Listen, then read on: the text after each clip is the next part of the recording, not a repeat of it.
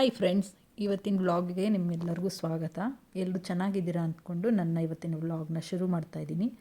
ನೋಡಿ, ನಮ್ಮ ಮನೆಯವರು ಇವತ್ತು ಚಿಕನ್ನ ಅವರೇ ಮಾಡ್ತೀನಿ ಅಂತ ಹೇಳ್ಬಿಟ್ಟು ತೊಗೊಂಡು ಬಂದಿದ್ದಾರೆ. ತೊಗೊಂಡು ಬಂದಿದ್ದಲ್ಲದೆ ಅವರೇ ಕೂಡ ಮಾಡ್ತಾನೂ ಇದ್ದಾರೆ. ಒಂದು ತಿಂಗ್ಳಿಗೆ ಒಂದು ಸತಿನಾದರೂ ಅವರಾಗೆ ಒಂದು ರೆಸಿಪಿ ಮಾಡಿ ನಮ್ಗಳಿಗೆ ಚೆನ್ನಾಗಿ ಅಡುಗೆ ಎಲ್ಲ ಮಾಡಿಕೊಡ್ತಾರೆ. ತುಂಬ ಟೇಸ್ಟಿಯಾಗಿರುತ್ತೆ. ನೋಡಿ, ಈಗ ಯಾವ ರೀತಿ ಮಾಡ್ತಿದ್ದಾರೆ ಅಂತ ಹೇಳ್ಬಿಟ್ಟು ನಾನು ನಿಮಗೆ ತೋರಿಸ್ತಾ ಇದ್ದೀನಿ. ಫಸ್ಟು ಚಿಕನ್ ಎಲ್ಲ ವಾಶ್ ಮಾಡಿಕೊಂಡು ನೀಟಾಗಿ ಅದಕ್ಕೆ ಬೆಳ್ಳುಳ್ಳಿ ಶುಂಠಿ ಪೇಸ್ಟ್ ಹಾಕ್ಕೊತಾ ಇದ್ದಾರೆ. ನಾನು ಕೂಡ ಹಾಗೆ ವೀಡಿಯೋ ಮಾಡ್ಕೊಂಡು ತಿನ್ಕೊಂಡ್ರಿ ಅಂತ ಹೇಳಿ ಅವರು ಮುಖ ಎಲ್ಲ ತೋರಿಸ್ಬೇಡ ನನಗೆ ಅಂತ ಹೇಳಿದ್ರು. ಹಾಗಾಗಿ ಸರಿ ಆಯಿತು ಅಂತೇಳಿ ಜಸ್ಟ್ ಅವರು ಯಾವ ರೆಸಿಪಿ ಮಾಡ್ತಾಯಿದ್ದಾರೆ ಅಂತ ಹೇಳ್ಬಿಟ್ಟು ನಿಮಗೆ ತೋರಿಸ್ತಾ ಇದ್ದೀನಿ. ನೋಡಿ, 1 ಸ್ಪೂನು ಯೋಗಟ್ ಹಾಕಿದ್ದಾರೆ. ನೋಡಿ, ಇಲ್ಲಿ ಬಂದು ಸುಮಾರು 5 ಥರ ಐಟಮ್ಸ್ಗಳನ್ನ ಹಾಕಿದ್ದಾರೆ. ಅದರಲ್ಲಿ ಖಾರದ ಪುಡಿ, ಸಾಂಬಾರು ಪುಡಿ ಮತ್ತು ಗರಂ ಮಸಾಲ, ಚಿಕನ್ ಮಸಾಲ ಮತ್ತು ಉಪ್ಪು ಎಲ್ಲ ಥರದ್ದು ಒಂದು 5 ಐಟಮ್ಸ್ಗಳನ್ನ ಹೊಂದಿಸ್ಕೊಂಡು ಹಾಕಿದ್ದಾರೆ. ನೀಟಾಗಿ ಅದನ್ನು ಫುಲ್ ನೀಟಾಗಿ ಕಲಿಸ್ಕೊಬೇಕು ಅಂತ ಹೇಳ್ಬಿಟ್ಟು ಹೇಳ್ತಾಯಿದ್ರು ನನಗೆ. ಅವರು ವಾಯ್ಸ್ ಕೂಡ ನಂದು ಹಾಕ್ಬೇಡ ಅಂತ, ನೀನು ಬೇಕಾದ್ರೆ ವಾಯ್ಸ್ ಓವರ್ ಕೊಡ್ಕ ಅಂತ ಹೇಳಿದ್ರು.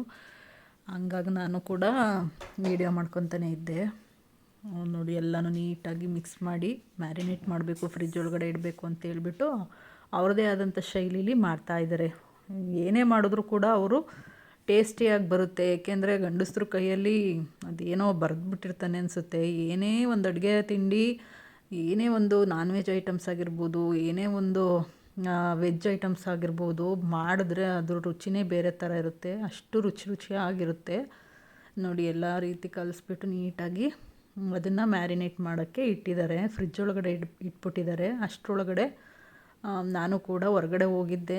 ಇದು ಕಾಣಿಸ್ದಂಗೆ ಅವ್ರಿಗೆ ನಾನು ವೀಡಿಯೋ ಮಾಡ್ಕೊತಾ ಇದ್ದೀನಿ. ನೋಡಿ, ಈರುಳ್ಳಿ ಎಲ್ಲ ಹೆಚ್ಕೊತಾ ಇರೋದು. ನನ್ನ ಮಗ ದೊಡ್ಡದಾಗ ಅವ್ರಿಗೆ ಹೆಲ್ಪ್ ಮಾಡಿಕೊಡ್ತೀನಿ ಅಂತ ಹೇಳಿ ಸುಮ್ಮನೆ ನಿಂತಿರೋದಷ್ಟೇ. ಅವ್ರ ಜೊತೆ ಮಾತಾಡ್ಕೊಂಡು ನಾನು ಕೂಡ ಏನೋ ಹೆಲ್ಪ್ ಮಾಡ್ತಾಯಿದ್ಯಾ ನಿಮ್ಮ ಅಪ್ಪನಿಗೆ ಅಂತ ರೇಗಿಸ್ತಾ ಇದ್ದೆ. ನನ್ನನ್ನಂತೂ ಅಡುಗೆ ಮನೆಗೆ ಬರೋಕ್ಕೆ ಬಿಡ್ತಾ ಇರಲಿಲ್ಲ ಇಬ್ಬರೂ. ನೀವು ನೋಡಿ, ಖಾಲಿ ಬಾಕ್ಸ್ ಇಟ್ಕೊಂಡು ನಮ್ಮ ಅಪ್ಪಂಗೆ ಹೆಲ್ಪ್ ಮಾಡ್ತಿದ್ನಿ ಅಂತ ಡವ್ ಓಡ್ಕೊಂಡು ನಿಂತವನೆ. ಆಮೇಲೆ ನೋಡಿ, ಈರುಳ್ಳಿನ ಯಾವ ಥರ ಪ್ಯಾನಲ್ಲಿ ಸ್ವಲ್ಪ ಡ್ರೈ ಮಾಡಿ ಬಾಣಲಿಲಿ ಮಾಡಿ ಅಂತ ಕೊಟ್ಟರೆ ಅವರು ನಾನು ನ್ಯಾಚುರಲಾಗೆ ಮಾಡೋದು, ನನ್ನ ಕೈಗೆ ಏನು ಸಿಗುತ್ತೋ ಅದರಲ್ಲೇ ನಾನು ರೋಸ್ಟ್ ಮಾಡೋದು ಅಂತೇಳಿ ಈರುಳ್ಳಿ ರೋಸ್ಟ್ ಮಾಡ್ಕೊತಾ ಇರೋದು. ಇದು ಏನು ಅಂತ ನೋಡಿ, ಬೆಳ್ಳುಳ್ಳಿ ಮತ್ತು ಒಣಮೆಣ್ಸಿನ್ಕಾಯಿನ ಈರುಳ್ಳಿ ಫ್ರೈ ಮಾಡಿದ್ರಲ್ಲ ಜೊತೆಗೆ ಇದನ್ನೆಲ್ಲ ಹಾಕ್ಬಿಟ್ಟು ಒಣಮೆಣ್ಸಿನ್ಕಾಯಿ ಎಲ್ಲ ಹಾಕ್ಬಿಟ್ಟು ಒಂದು ಪೇಸ್ಟ್ ಥರ ಮಾಡ್ಕೋಬೇಕಂತೆ. ನನಗೆ ಗೊತ್ತಿಲ್ಲ ಅವ್ರು ಯಾವ ರೆಸಿಪಿ ಮಾಡ್ತಿದ್ದಾರೆ ಅಂತಲೂ ನನಗೆ ಹೇಳಿಲ್ಲ. ಮಾಡಾದ್ಮೇಲೆ ತಿಂದು ಟೇಸ್ಟ್ ಹೇಳು ಅಂತ ಹೇಳಿದ್ರು. ಹಾಗಾಗಿ ನಾನು ಕೂಡ ಅದನ್ನು ಜಸ್ಟ್ ನೋಡ್ತಾ ಇದ್ದೆ ಅಷ್ಟೇ. ಅವ್ರು ಏನೇನು ಹಾಕಿದ್ದಾರೆ, ಅದೇನೇನು ಮಾಡ್ತಿದ್ದಾರೆ ಅಂತ ನಿಂತ್ಕೊಂಡು ನೋಡ್ಕೊತಾ ಇದ್ದೆ.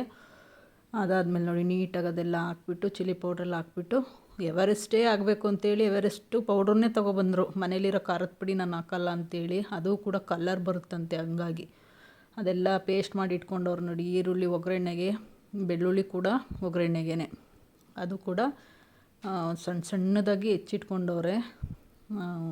ನೀಟಾಗಿ 3 ಹಾಕಿ ನೀಟಾಗಿ ಒಂದು ಪ್ಯಾನ್ ಇಟ್ಬಿಟ್ಟು ಅದ್ರೊಳಗಡೆ ಎಣ್ಣೆ ಹಾಕ್ತಾ ಇರೋದು.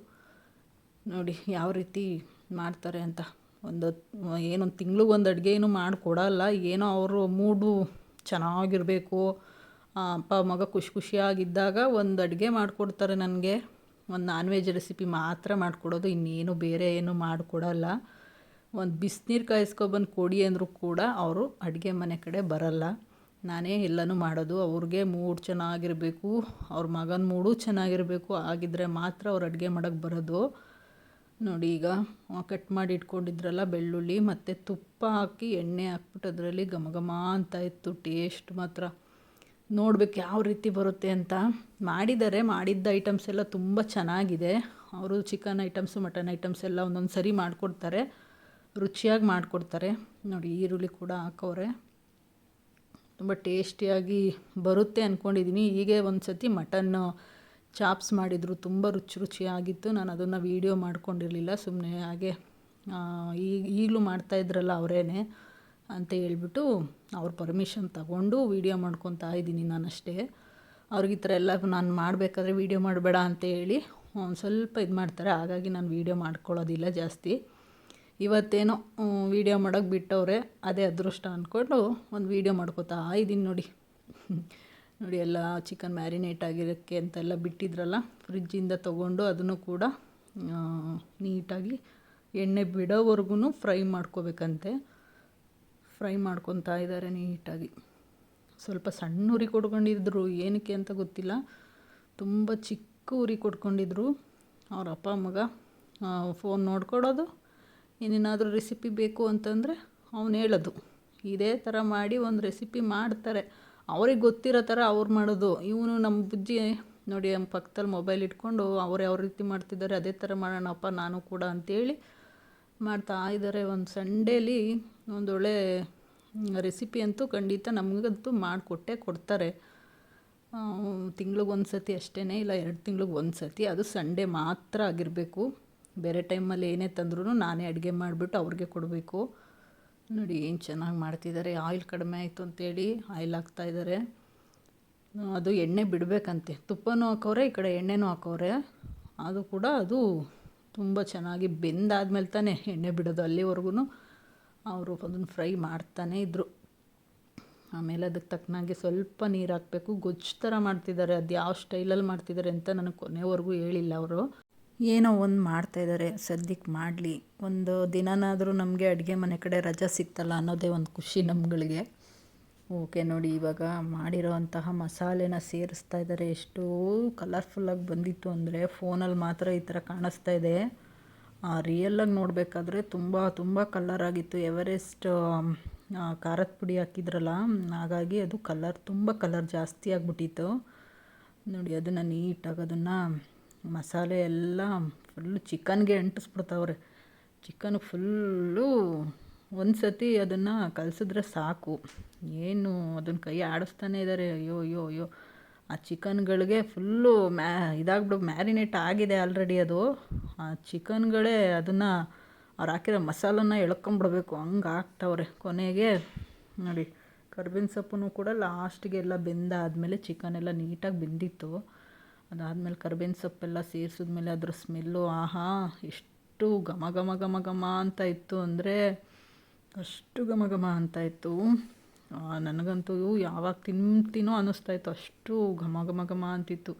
ಅದೇನೋ ಗೊತ್ತಿಲ್ಲ, ನಾವು ಅಷ್ಟು ಥರ ಮಸಾಲೆಗಳನ್ನ ಹಾಕ್ತೀವಿ, ಅಷ್ಟು ಚೆನ್ನಾಗಿ ಇಂಟ್ರೆಸ್ಟ್ ಕೊಟ್ಟು ಅಷ್ಟು ಚೆನ್ನಾಗಿ ಅಡುಗೆಗಳನ್ನ ಮಾಡೋಕ್ಕೆ ನಾವು ನೋಡ್ತೀವಿ, ಆದರೂ ಈ ಥರ ಟೇಸ್ಟ್ ಮಾತ್ರ ಬರೋಲ್ಲ. ನೋಡಿ ಕೊನೆಗೆ ಎಷ್ಟು ಚೆನ್ನಾಗಿ ಬೆಂದಾದ್ಮೇಲೆ ಸರ್ವ್ ಮಾಡ್ತಾಯಿದ್ದಾರೆ. ಒಂದು ಬೌಲ್ಗೆ ಹಾಕಿ ಅದನ್ನು ಈ ರೀತಿ ನಮಗೆ ತಿನ್ನೋಕ್ಕೆ ರೆಡಿ ಮಾಡಿ ಆಯಿತು. ಅವ್ರ ಕೆಲಸ ಮುಗೀತು. ಈಗ ನನ್ನ ಕೆಲಸ ಶುರುವಾಯಿತು. ನನ್ನ ಮಗ ಬಂದು ಈ ರೈಸ್ ಬೇಡ ಮಮ್ಮಿ, ಏನಾದರೂ ರೋಟಿ ಥರನೋ ಇಲ್ಲ ಚಪಾತಿ ಥರನೋ ಬೇಕು ಮಮ್ಮಿ ಅಂದ. ಹಾಗಾಗಿ ನಾನು ಕೂಡ ಪರೋಟ ಥರ ಮಾಡಿಕೊಟ್ಟೆ. ಮಧ್ಯಾಹ್ನದ್ದು ಅಡುಗೆ ಇದು ನಾವು ಮಧ್ಯಾಹ್ನ ಮಾಡ್ಕೊಂಡಿರೋದು. ನೈಟ್ ಆಗಿದ್ದರೆ ಇನ್ನೂ ತುಂಬ ಚೆನ್ನಾಗಿರ್ತಿತ್ತು. ನನ್ನ ಮಗ ಮಧ್ಯಾಹ್ನನೇ ಮಾಡಿಬಿಡಿ ಅಂತ ಹೇಳಿದ್ದ. ಅದಕ್ಕೋಸ್ಕರ ಮಧ್ಯಾಹ್ನನೇ ಇದನ್ನು ಊಟ ರೆಡಿ ಮಾಡ್ಕೊಂಡಿದ್ವಿ. ತಿಂತಾಯಿದ್ರೆ ಆಹಾ ಸೂಪರಾಗಿತ್ತು, ತುಂಬ ರುಚಿಯಾಗಿ ಬಂದಿತ್ತು. ಏನೇ ಹೇಳಿ, ಗಂಡಸರು ಕೈಯಲ್ಲಿ ಏನೇ ಒಂದು ಅಡುಗೆ ಮಾಡಿದ್ರೂ ಅದು ತುಂಬಾ ರುಚಿಯಾಗಿ ಬರುತ್ತೆ. ಹೆಣ್ಮಕ್ಳು ಎಷ್ಟೇ ಕಷ್ಟಪಟ್ಟು ಮಾಡಿದ್ರು ಕೂಡ ನಮಗೆ ಸ್ಯಾಟಿಸ್ಫೈಡ್ ಆಗೋಲ್ಲ ಒಂದೊಂದು ಸತಿ. ಇವತ್ತಿನ ವ್ಲಾಗಲ್ಲಿ ಇಷ್ಟ ಆಗಿರುತ್ತೆ ಫ್ರೆಂಡ್ಸ್, ನಮ್ಮ ಮನೆಯ ಒಂದು ಅಡುಗೆ ರೆಸಿಪಿ. Thank you. ನಾಳೆ ಸಿಗ್ತೀನಿ. ಬಾಯ್.